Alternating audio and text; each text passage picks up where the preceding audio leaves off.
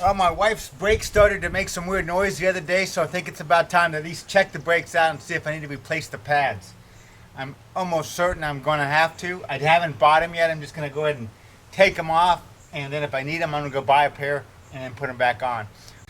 Now, obviously, I've already jacked the car up. I have it on a center jack back here. I have a jack stand back there just for safety, and I also threw a couple of ramps underneath the edge of the car. Now, looking over the top, you see back here, this is the emergency brake cable, and it's hooked in under this thing with a little clip. But you have to undo this screw back here, this bolt right back here. Take this out, and then you can, slide this little, I guess, protector, cable protector out of the way, and then you'll be able to push this thing out underneath and out and around to get this cable off. I'm using a 14mm socket, and we just get it on there, put it on reverse, which is lefty-loosey, and go ahead and crank that baby out of there. Oops, still tight. This is the emergency cable, back brakes, and once you get this out, that's loose. And you got to get this thing down out around this, and it goes out like that. It's opened up on the bottom right here. Now I need to take these two bolts out from back here, and what that's going to do is allow me to get the whole caliper off. And that again is a 14mm socket. And loosen them both up first before we take them out. And just take these bad boys out.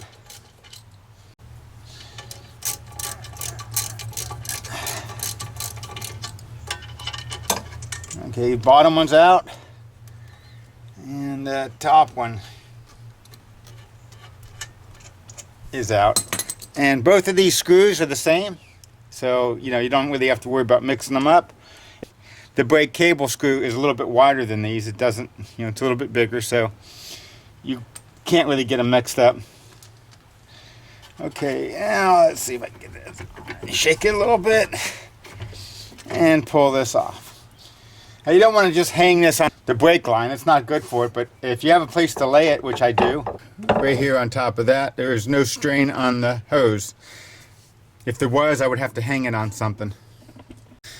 And now I'm going to take the actual brake pad out, and it just kind of slides in, just out this way, straight out, away from the car. It fits in these little grooves here. And yeah, there's not much left. It should have been replaced quite a while ago.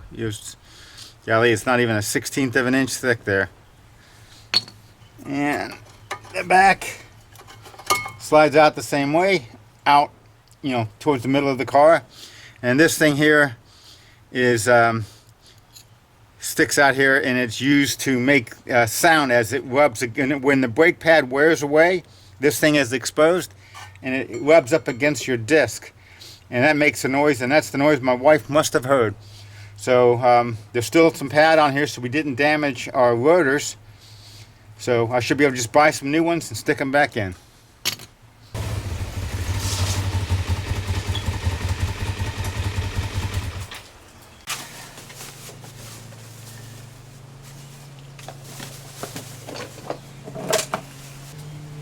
And you kind of want to clean up everything as best you can, real quick.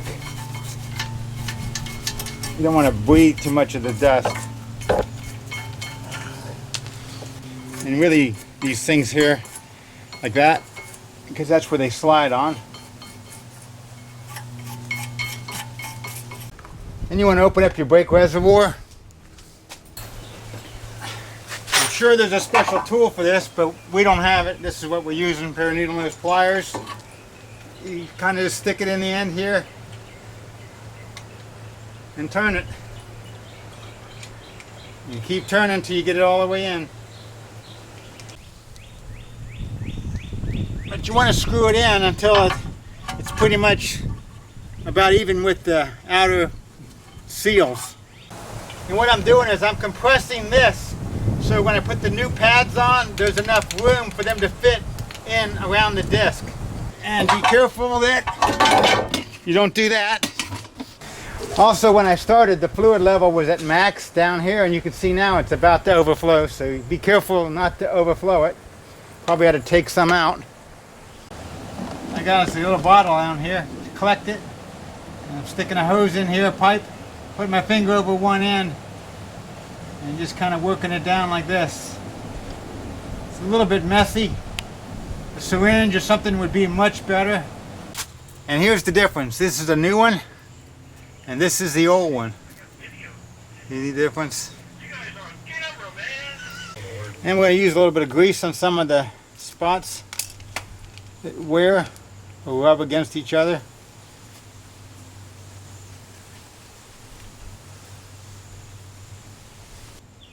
On your, anywhere where the metal slides.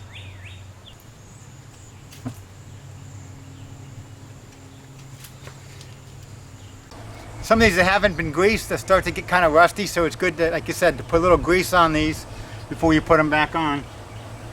And be sure to use the right kind of grease. You want to use a high temperature grease, and if you're not sure what to use, it's better to use the brake grease that's actually marked as brake grease. And a lot of times they come in the kits when you get new discs, and often they don't, but usually you can get them around the checkout stand. Anyway, the piece of metal with the clip on it that actually makes the sound, like this one here, when it rubs past the, whatever the material is, the pad, this metal here will hit the disc and start making a squeaking noise. So this is the one that's replacing this one. This goes on the bottom and it just slides straight in from the back, just like that. And the other one just slides in from the front. On these little pads here that I just greased. Like so. And now that this has been squeezed in, hopefully enough, and we haven't overflowed the fluid, it should go back on like so. All I had to do is press these things in and out, and actually you should grease these, which are already greased pretty good, so I'm not going to bother because I'm lazy. It's a given. Just stick it back on there. Compress this a little bit sometimes to get to go in, and make sure you start it by hand. 14 millimeter.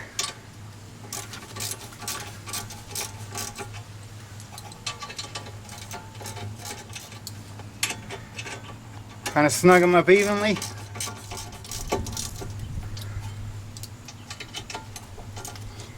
And I'm going to wait till after I get this on before I tighten it. Remember, this has a little tab on it, a little pin. It fits in the hole on this back here. This goes around first, your cable goes underneath.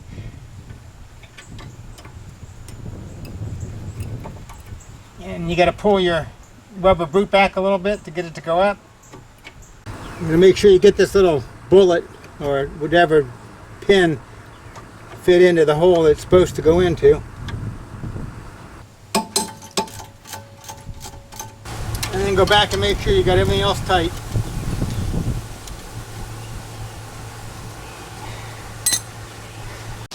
And don't forget to put your cap back on before you try pumping it up. And then you want to pump the pedal up like 10 or 15 times to make sure you got brakes when you need them, which is after you pull out of the driveway. Now before you put your lug nuts back on, it's good to put a little grease on all of these, because sometimes it gets really hard to get your wheels off. And it's even possible to break these sometimes or to strip them. So a little bit of grease on these helps a lot.